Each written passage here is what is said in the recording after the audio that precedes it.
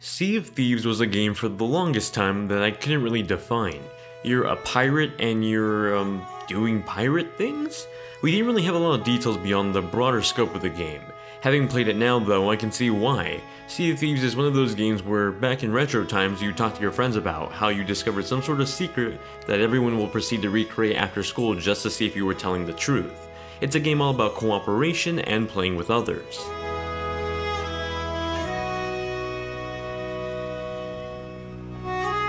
Sea of Thieves does have a story, but the narrative doesn't seem to be the main picture in this game. The cooperation gameplay is really the forefront. You play as one of the many pirates arriving to the Sea of Thieves for the rumored grand pot of pirate treasure.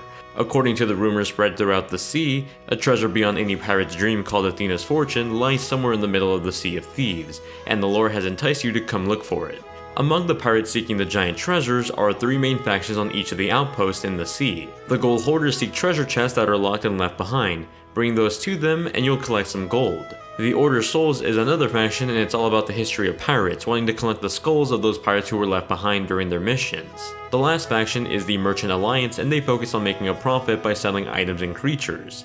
Altogether, they come to form the community in the Sea of Thieves that ultimately are all after Athena's fortune. Like I said before, the story is more of a backdrop than a forefront. This is first and foremost a game about crazy pirate adventures that you can share with your friends, whether you're a kid on the playground or an adult working at the office.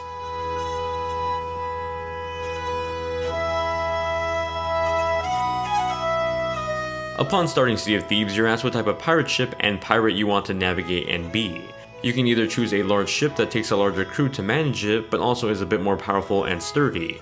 On the opposite end, you can take a smaller ship that can be managed by a smaller team or even just a single person, but of course if a larger ship attacks you, the odds are not in your favor.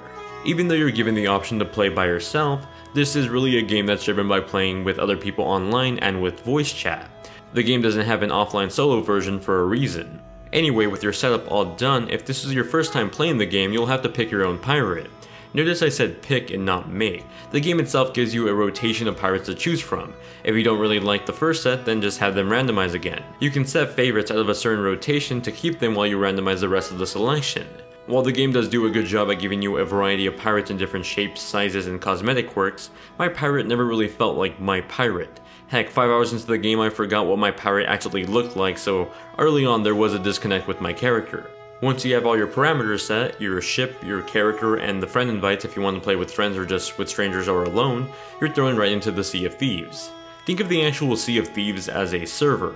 Every time you log into the game, you play in a new play session on that new server. So while you see the same islands and locations every time you log in, the placement of the islands and where you spawn in the sea changes with every login. So you can't quit a game mid-play session on one island and then restart the game and spawn in on that same island at that same spot. That may be a disappointment for some, but I think it also lends over to the great stories that come out of situations like this. In the first 10 hours I logged into the final game, I was randomly joined in with a couple, a man and woman on the opposite side of the country from me, enjoying the game on launch night. Despite never meeting these people prior, we befriended each other and became crewmates for whenever we were online. That sense of camaraderie was fun and one of the few stories I experienced in Sea of Thieves. Those moments and shareable stories is what solidifies the gameplay experience, despite it being pretty repetitive at times. Let's talk about that actually. So you've just spawned into Sea of Thieves and you're ready for your pirate adventure. Well, that adventure can be anything really. You're not given a lot of direction at the start of the game, and much like when Minecraft was a new thing, you're just kind of thrown into the world left to do whatever you want. Outposts are homes to the three factions consisting of the Order of the Souls, Merchant Alliance, and the Gold Hoarders, all of which I talked about in the story section of this review. These factions give you voyages that you can then take back to your pirate ship and have your crew vote on whether they want to take on the job or not. Completing them earns you gold that you can then use to upgrade your pirate and your ship cosmetically. That's how I started off my adventure. Performing these voyages typically consisted of either collecting a type of creature like a white chicken, or going after skeletons and bringing back their skulls. Their complexity levels are pretty minimal. For example, collecting chickens has you grabbing some chicken cages from an outpost, going to an island looking for the chicken, and then bringing back your catch. The voyages itself is rather simple, but the micromanaging is what adds to the complexity of the gameplay. Sailing a ship isn't as easy as pumping down the gas pedal and steering left and right. It's much more realistic. You have to manage the angle and length of your ship sails, and that only gets much more complex with the size of your ship. The direction of the wind and where it's blowing in connection to your destination is another thing you have to take into account. Once you have all this set up, you can raise up your anchor and go on your merry way. The sides of your ship are equipped with cannons that have to be reloaded with cannonballs by your crew. In the bridge, there's barrels that hold up your resources like bananas that heal you, weapons and ammo, cannonballs, and wood planks. Wood planks are a pretty important tool in particular because they're used to patch up any holes in your ship when you mess up a port stop or just get hit by other pirates. That's actually when the micromanaging becomes much more complex. Running into other players on the server doing their own thing is always a surprise. You never really know when another ship is going to decide to raid you for any possible treasure, attack you for no reason, or just completely ignore you. Regardless, your crew has to be set to attack, defend, and raid at all costs. Battles can get quite heated as you shoot cannonballs at other ships and patch up your own damaged ship. In the moments where you get raided or just run into enemies like skeletons or snakes in the wild, you have to resort to combat, and that can be a bit rough around the edges. I'm speaking mainly about the sword fights. When you swing your sword around, it sort of feels like there's a bit of a delay or the animation itself just takes way too long to perform. This means that when you actually get into a sword fight with another pirate, it becomes a game of spam the swing button and hope for the best. There isn't a lot of strategy here in the form of mechanics. It can easily become one of the more boring parts of the game, especially when fighting enemy creatures like snakes. Returning back to the topic of voyages, as you complete them you'll level up your reputation among the different factions. Once you raise your level high enough for certain factions, you can begin to take on higher level and more rewarding voyages.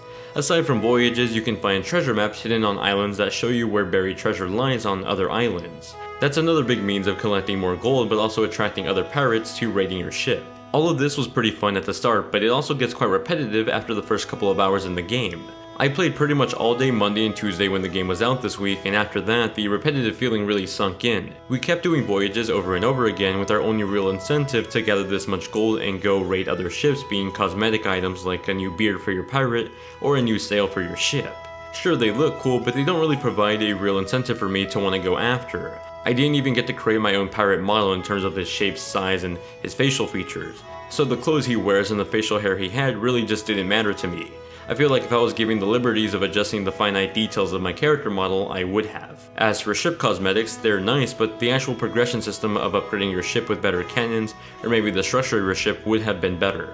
There are other rarities that can happen, like coming across a kraken that you can fight in the middle of the ocean, but of course, that happens pretty randomly. The kraken is always present somewhere on the server just looking for pirates to troll, so it is there, you just need to be lucky enough to come across it.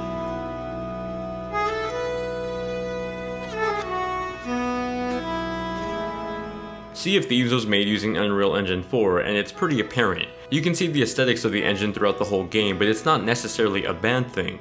Sea of Thieves is mostly a beautiful piece of work when it comes to visuals. It's one of the few games where I can pause and just look at my surroundings and have a beautiful enough scene for a desktop wallpaper. The standout visuals are all thanks to the jaw-dropping lighting effects and the water graphics that this game has. These are some of the most breathtaking water visuals I've seen in a video game, and the way the sun sets on the ocean's horizon just looks absolutely stunning. The way the realistic visuals and the cartoon-like aesthetics mesh together, well, it forms a beautiful painting. Literally my only complaint with the visuals in terms of aesthetics is the very standout hand model that sticks out during the beautiful scenery on display. Being on both Xbox One and the PC, the real difference in terms of the visual aesthetics comes in the form of higher resolution textures and more foliage on PC. The frame rate is also pretty different. On Xbox One the game runs at a lockdown 30 frames per second with minor dips here and there, while the PC version of course can go way beyond that. Normally this type of game isn't one I'd say would require 60 frames per second to enjoy, but that actually didn't turn out to be the case. With the constant swaying back and forth in the middle of the ocean, I actually found the 30 FPS on Xbox One and One X to be motion sickness inducing. Specifically on the One X though, you can run the game at a native 4K 30 FPS with HDR support, and it looks and shines magnificently. The only problem of course is that frame rate.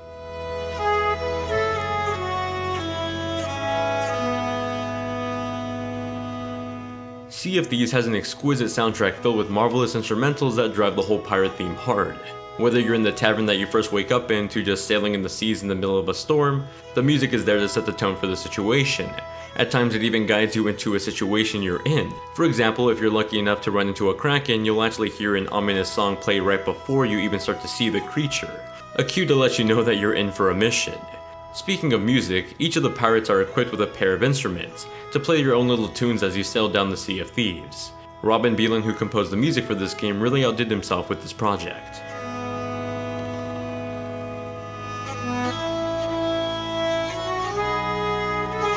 Sea of Thieves is a beautiful and fun game for a couple of days. Near 30 hours into this game, I feel like I've seen a lot of what this game has to offer at the moment, and there really isn't a lot incentivizing me to keep on playing. It is a service game though, so Rare has stated that they plan to add in new cosmetic items with microtransactions and gameplay features that open up ways to play the game, ultimately giving longtime players more of a reason to keep on playing. At launch though, this game is really fun but can get pretty bare bones rather quickly. As for someone that doesn't really have an interest in buying fancy clothes for my pirate, the incentive is rather absent at the moment. I'll keep on playing for a few hours as I try to kill another Kraken and try to reach the legendary pirate status, but this is one of those games where I don't really see myself continuing to play past the first week or so, especially if the extra content that Rare is speaking of is 3 months away or so. Furthermore, despite all the alphas and betas that this game had, Rare is already taking servers down for maintenance on occasion, and I've run into issues where I log in with items missing, only having to relog in to have them accurately spawn in. Much like other service games before it, you are taking a risk on an investment jumping on now at launch with the promise of better performance and more features in the future. But for the time being, I have to review the game for what it is, and that's the game at launch.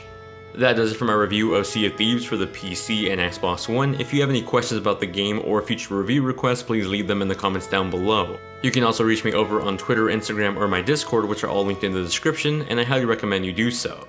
If you enjoyed the review, then please consider dropping a like and subscribe, and I'll see you in the next one.